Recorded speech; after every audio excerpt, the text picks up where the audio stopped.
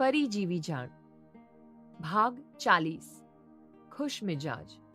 હવામાં પગ ઝુલાવતી નંદિની કંઈક અલગ જ લાગતી હતી, જાણે તેનું વ્યક્તિત્વ જ બદલાયેલું હોય. ચાલ.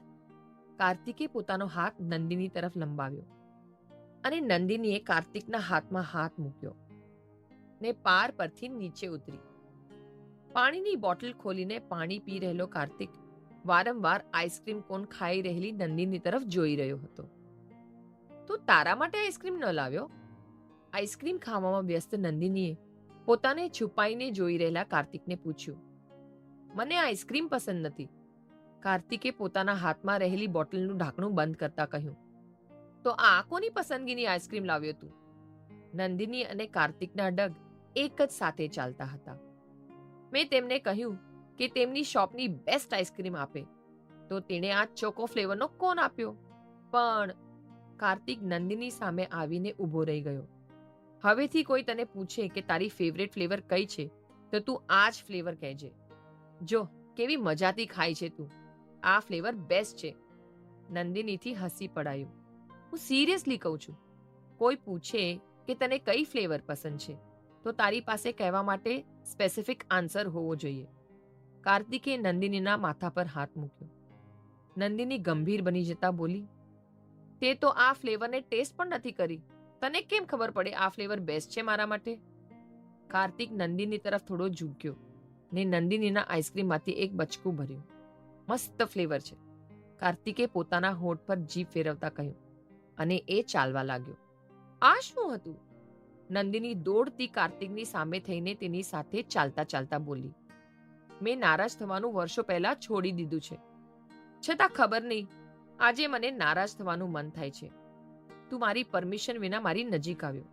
મારી પરમિશન વિના મારા આઈસ્ક્રીમમાંથી બાઈટ લીધું. આ બધું શું છે? બસ કંઈ નથી.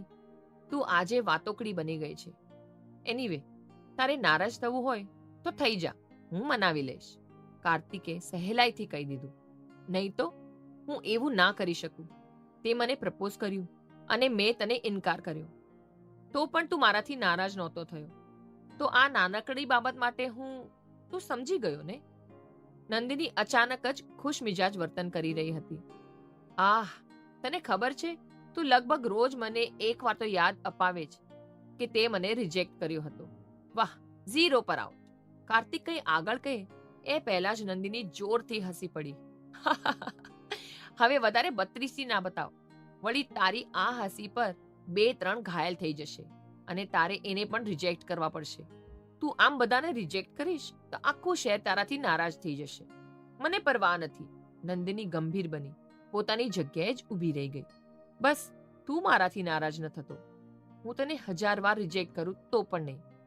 પહેલી વખત કોઈ આટલું કિંમતી બનીને આવ્યું છે મારી જિંદગીમાં. હવે તેને ખોવું પરવડે એમ નથી મારા માટે. પાગલ.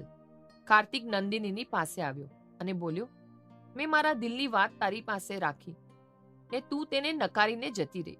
તું જાણે છે, મને નકારવાની વાતે મને કેટલો વ્યાકુળ બનાવી મૂક્યો, જ્યારે હું તારી આંખોમાં તારું અલગ જ સ્થાન જોઈ શકું છું.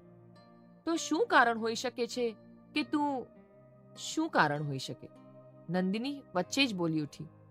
તું ડરે છે મારા અને તારા સંબંધને કોઈ નામ આપવાથી. જ્યારે તું મને પસંદ કરે છે, પ્રેમ કરે છે, કદાચ ખૂબ જ, હા ખૂબ જ, કદાચ એટલો કે મેં ક્યારેય કોઈને નહીં કર્યો હોય, એમ જ કહેવા માંગે છે ને તું? નંદિનીએ વાક્ય પૂરું કર્યું ને એ ચાલવા લાગ્યો. તું ફરી ભાગે છે નંદિની. કાર્તિકે નંદિનીનો હાથ પકડી તેને રોકતા કહ્યું. તારે મારા અને તારા સંબંધને નામ આપવું હોય તો ન આપ. તું અત્યારે મારી પ્રેમિકા ના બનવા માંગતી હોય તો ના બન. ભવિષ્યમાં મારી પત્ની ના બનવા માંગતી હોય તો ના બનીશ. બસ તું મને પ્રેમ કરે છે એ માનવાથી ઇનકાર ના કર.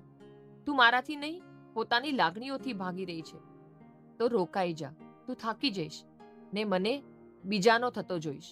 નંદિનીને અચાનક જ ગુસ્સો આવી ગયો. તેણે કાર્તિકના ટી શર્ટમાં કોલર પકડ્યો. તું એમ કેમ બીજાનો બની જઈશ?